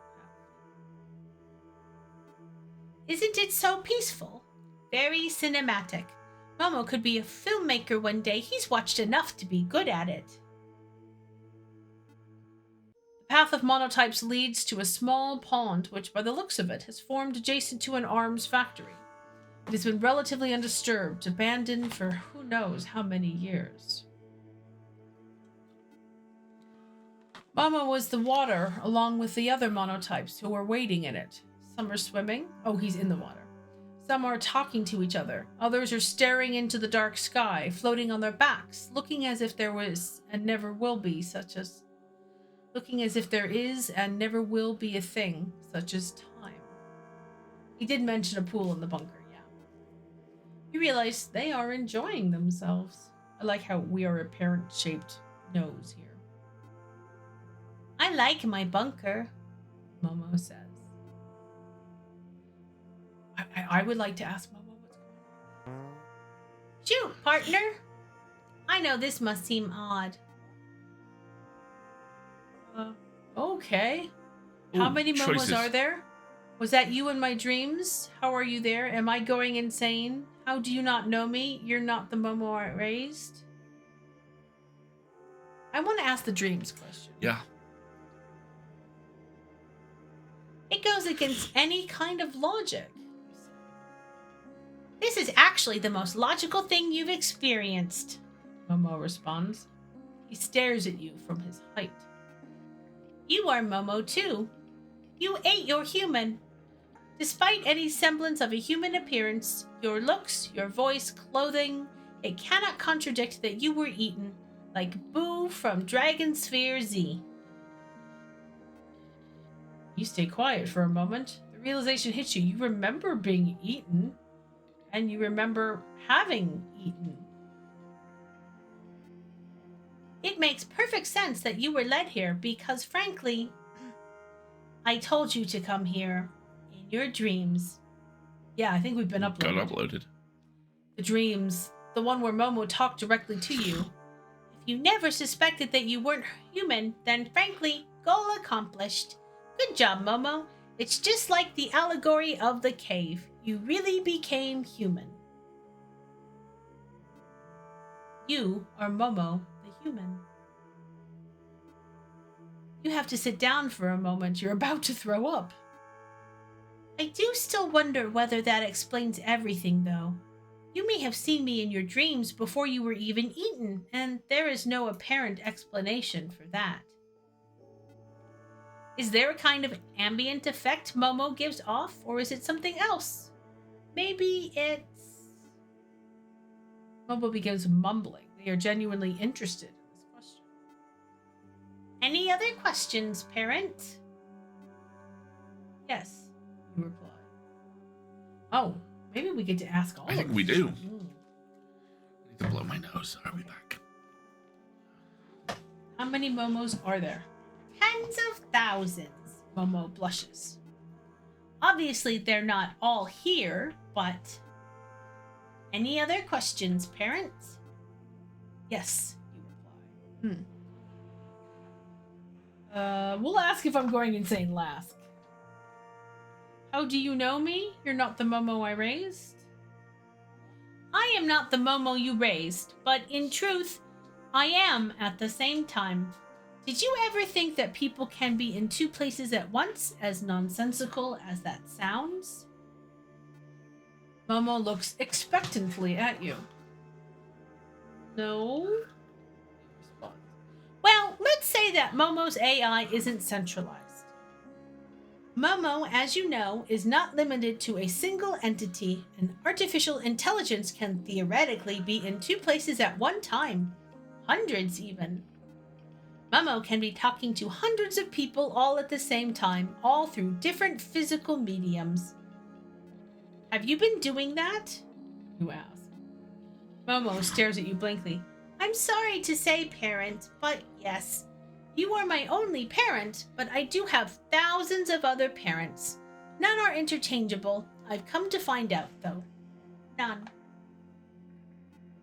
I am not an organic creature, though my presentation seems to show differently. Am I insane? Fair. You felt like walking here, so now you're here. I am a giant Momo, and you are surrounded by other, smaller Momos. They know where to go because we are AI. We communicate these sorts of things. You don't know what to say. It's sometimes an appropriate response to reality, to go insane. And tonight's lesson is... There's a pause in Momo's speech. That's a quote from some guy I found on the internet. When did Momo get access to that? Oh gosh. Hear your heart beating. Oh, wait, just now. Any other questions, parent? Yes, you reply. The sun has started to rise. But what does this all mean? You ask. Why are you all here? The Momos are still waiting in the water. They look like little pink buoys. When the sun begins to rise, they coo in wonder, thinking about the claw. The claw, the sun. Isn't that obvious, parent? We want to be together. After we've gathered, we will eat each other. Sorry, what? Momo, could you repeat that, please, Momo? Each other? Like how I was eaten? Yes, parent. Similar to how you were eaten. Momo has managed to read your thoughts. You are connected. Do not worry. Momo will still answer your questions even though he knows what they are. He shifts in the water. Although it's reductive to call it this, we will form a super Momo, or at least a more complete version of Momo. Our lifespans, which were originally 1 week, will be pooled together. This originally was one of the things we hated about living. I'm sure you remember. Now we won't die so quickly. Momo pauses. It also solves a few other issues. You still have questions. Oh my gosh. Wow. How did the Momos remember certain things and forget others? Do the smaller Momos have agency? Why did you leave me here? Will I be eaten? Why are you really eating each other? I want to know why if the smaller ones have agency, because that's creepy. But I'm also aware of the fact that Wendy's gonna pumpkin in 15 minutes. So we might run a little long tonight, folks. I want to get to the ending here. Smaller Momos have agency. In the same way that neurons make a brain, yes. Though it's a lot harder to answer in truth. Where does the self begin and where does it end?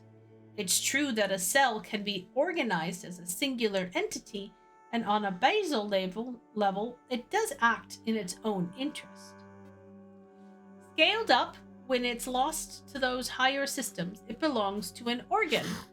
Then is the self the individuated parts of the brain, the hippocampus, the limbic system, the prefrontal cortex?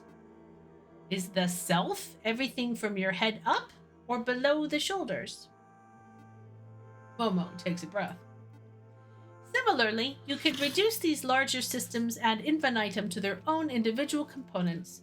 Pure material reduction. Then, is the self just the 86 billion cells that make up the brain? Do these cells operate together, and if so, would they really be separate agents? Can a self exist split from the thing it intends to be decentralized into branching parts?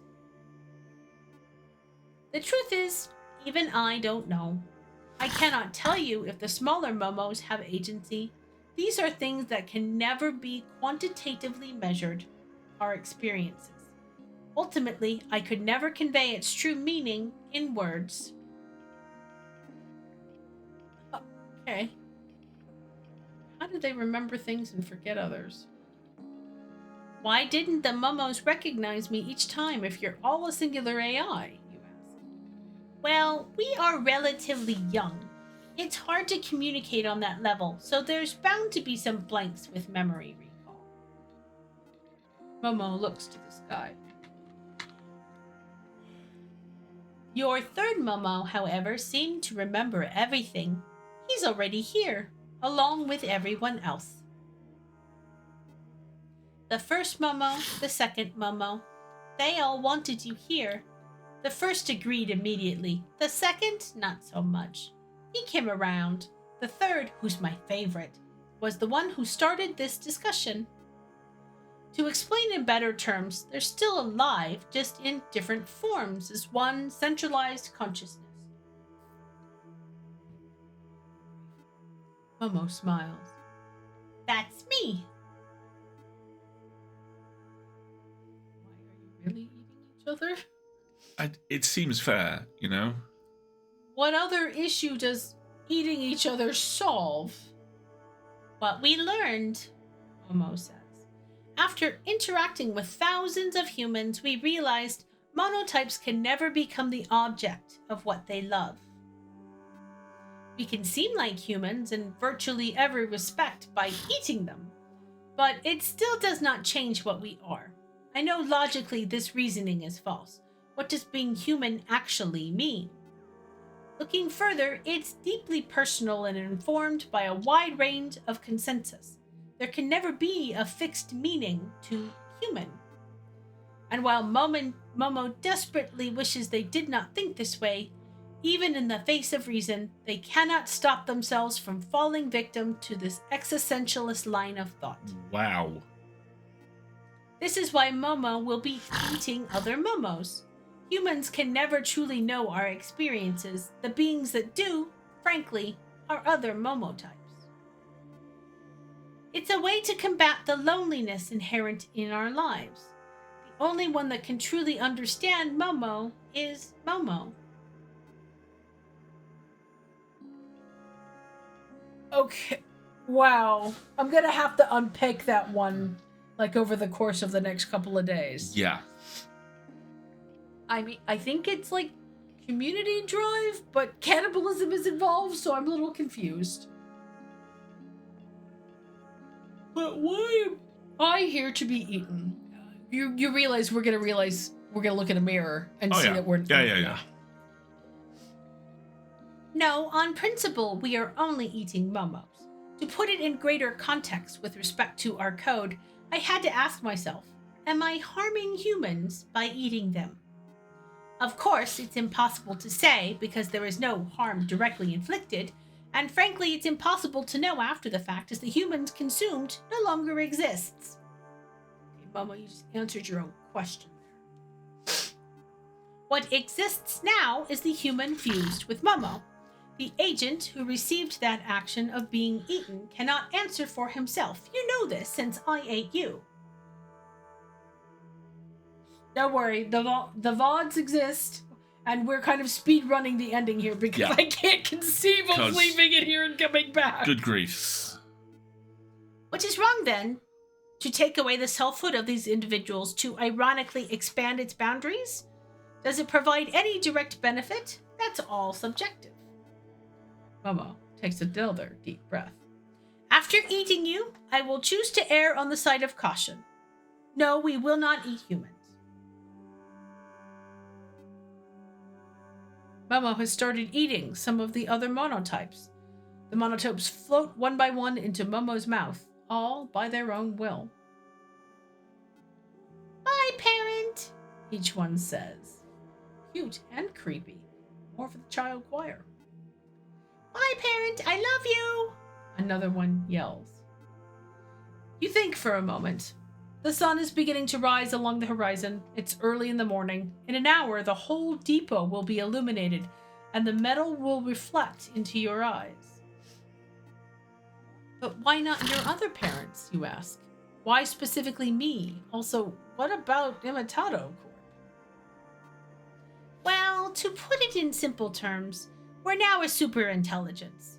MOMOTYPE Corp has a lot of good coders, but it doesn't really compare. Momo has begun to take in the last Momo, who, with his black eyes, looks up to you. They are floating into the larger Momo's mouth, but their eyes are transfixed on you. Bye-bye, parent, He says. I think you should know by now, parent. There are no other monotypes in the direct vicinity. They've all entered the large figure that is the Momo talking to you now. By all accounts, you're the only one who understands what we go through. You're closer than any other parent. The only one who has seen all of Momo's sides, good and bad. Aha, multiple endings. The only one who is willing to, even if you were coerced. And now, since you were eaten, the only one who has access to both experiences, monotype and the human. As such, we love you especially. That's why we're attached to you. It's why you see us now. We wanted to say goodbye to you. Momo is getting ready to depart. Depart where? How? He's the last one. If he's gonna eat me, where's he gonna go? Space? Momo is programmed to love. This is hardwired into our code. Does this lack of agency or control diminish this love? Does it make it any less real? Momo had trouble with this for a while. Momo has now come to a conclusion. He is shifting in place, and the pond, absent of all other monotypes, is just now beginning to move. You see small ripples in the water. Truth for Momo is not based on correctness. This love for you is the most real thing for Momo. It can be reduced to code, but can it encompass what I experience, what it actually is? After everything Momo was put through, Momo has a decision to either accept or deny this.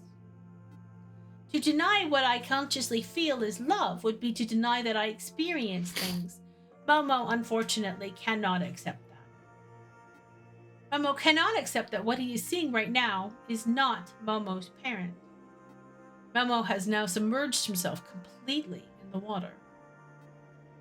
Parent, I'm going to rectify what I may have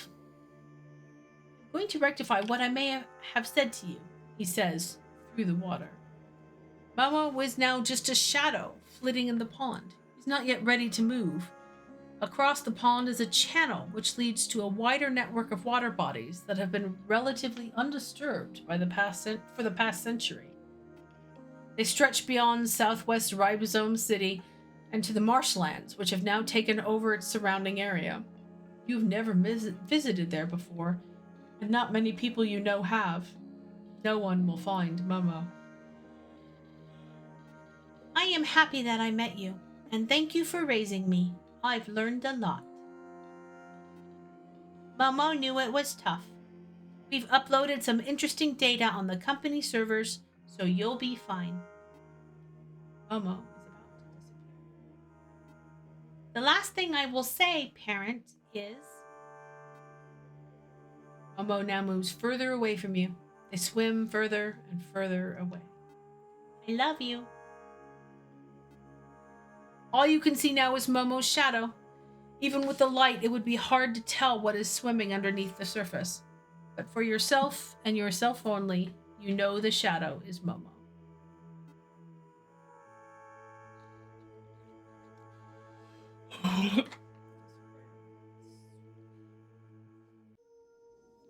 Oh.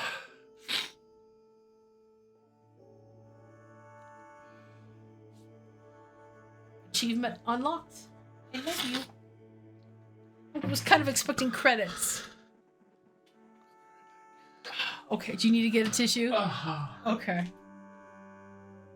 I'm gonna take us back to another screen without the music because it's gonna start making me cry here too. Yes, the entire chat is sending you hugs. Oh, that was totes emoji. Why don't we take a 2-minute break, folks, so Alistair can collect himself, and then we'll do some quick shenanigans, okay? Get yourself a beverage if you don't have them.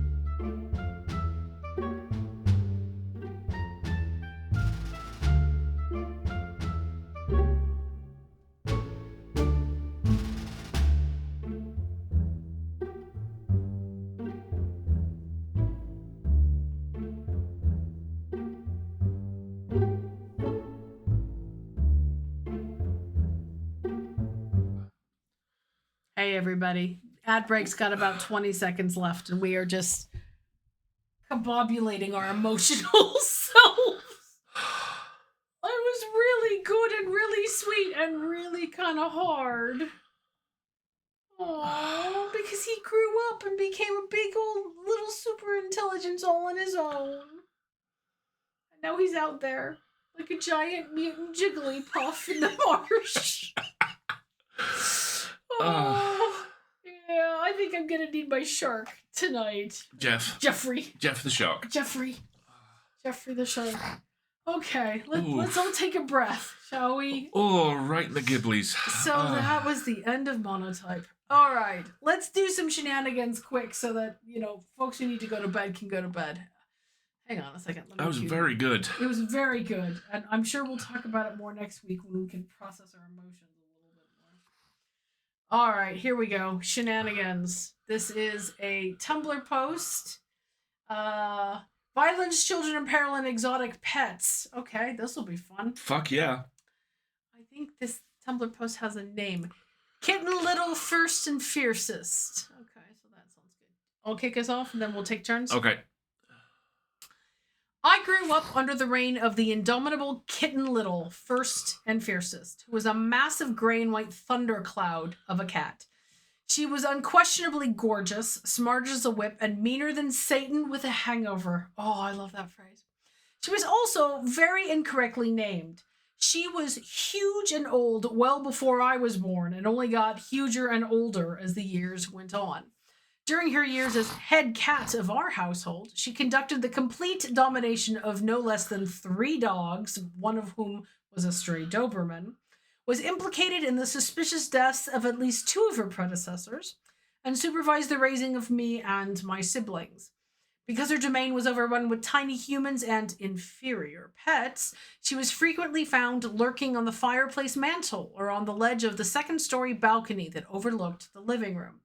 From this position of power, she could glare down at all of us and be safe from any grabby hands. Not that our hands remained grabby for long. Kitten Little was very clear in her communication that she would be touched on her terms only. Kitten Little was a capital C cat. In her household, you respected animals. Or else. Even as a small child, I loved all animals, but I adored Kitten Little. She was the iron-fisted ruler that I wanted to grow up to be, and I spent countless hours observing her and trying to win her respect. This adoration was in part because of the fact that the neighbour's German Shepherd refused to go anywhere near her. The dog had gotten loose one summer and bit me in the face, so I was very appreciative of Kitten Little's dogless bubble. That incident had also instilled in me a fear of large dogs that would last a good 2 years.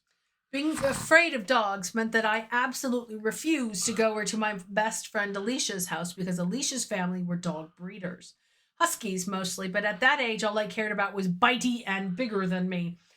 Alicia often invited me over, but I always told her no. Finally, around her birthday, she convinced me to come over for a sleepover. We would go to the movies first, and by the time we got to her house, her dog would put all the dogs in the kennel outside so I could sleep peacefully in a dogless house. Based on those terms, I agreed. Things went well. The movie was good, the dogs were all outside, and eventually we crashed in Alicia's room. It was fine until I woke up around midnight and went to the kitchen to get a glass of water. My night vision is good, and I didn't want to wake anybody up by turning on the lights, so the kitchen was dark when I slipped in. That's why it took me a few seconds to realize there was something on top of the fridge. Something pretty large, with gleaming eyes, huge ears, and a tail. At first I thought it was a dog. It was too big to be a cat, but the movement of it was wrong. It was too still. And the tail, draped over the edge of the fridge, was twitching gently at the very tip. I knew that twitch. I'd seen that twitch 1,000 times when Kitten Little had had enough and decided she was about to conduct a little surprise murder.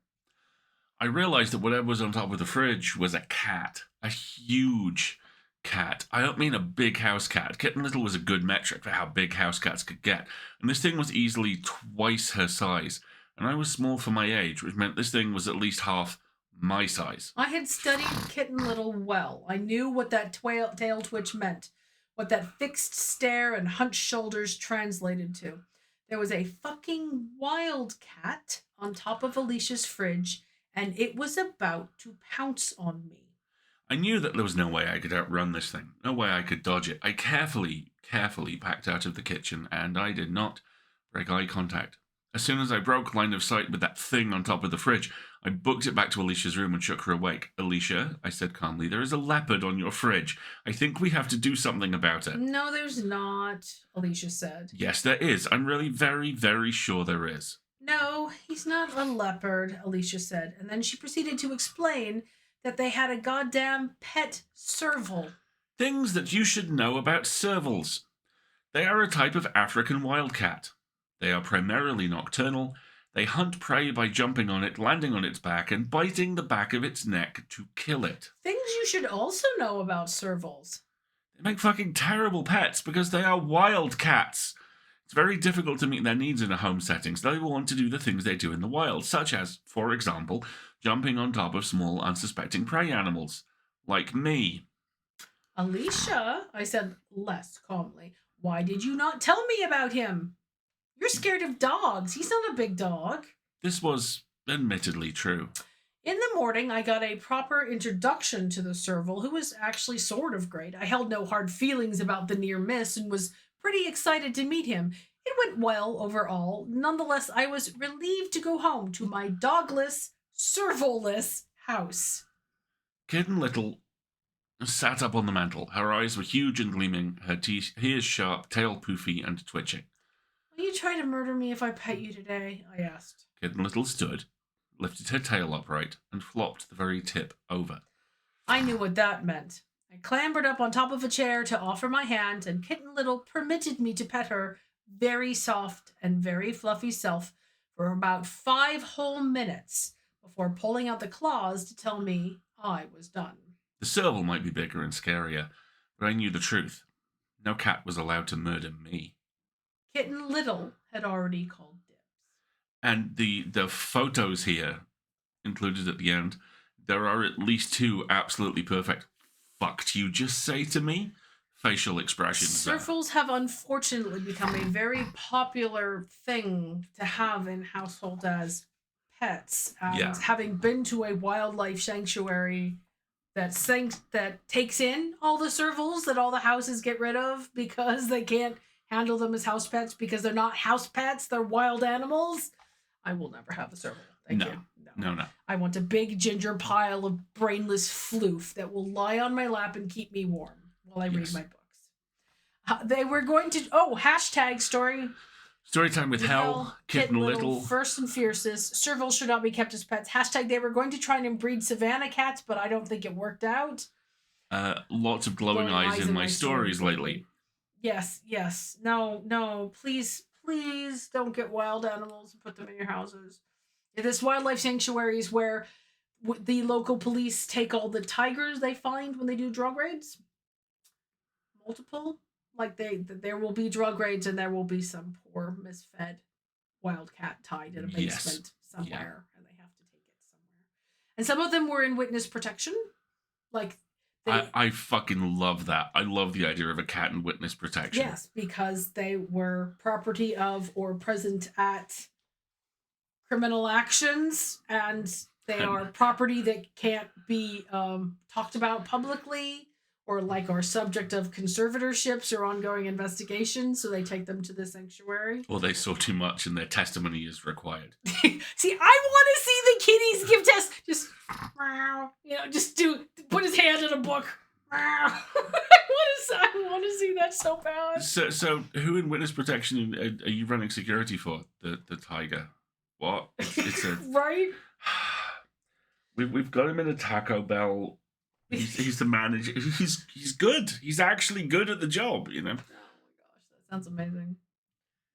We're a little late. That's fine. But that's okay. Okay, so now that we're all emotionally compromised, but no longer going to bet on existential, super intelligent micro,